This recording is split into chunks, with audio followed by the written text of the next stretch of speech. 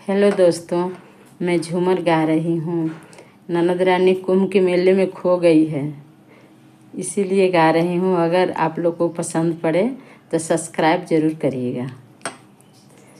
खो गई रे ननदिया हमारे कुंभ के मेले में।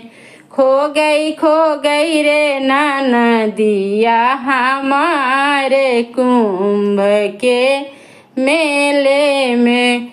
कोई जल्दी से छपाओ अखबार कुंभ के मेले में। कोई जल्दी से छपाओ अखबार कुंभ के मेले में।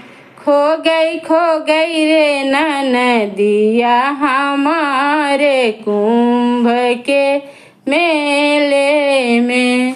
सासू मोरे खोजेली ससुर मोरे खोजे। सासू मोरे खोजे ससुर मोरे खोजे। खोजे उनके भैया थानेदार कुंभ के मेले में। खोजे उनके भैया थानेदार कुंभ के मेले में। खो गई रे ननदिया हमारे कुंभ के मेले में। कोई जल्दी से छपाओ अखबार कुंभ के मेले में।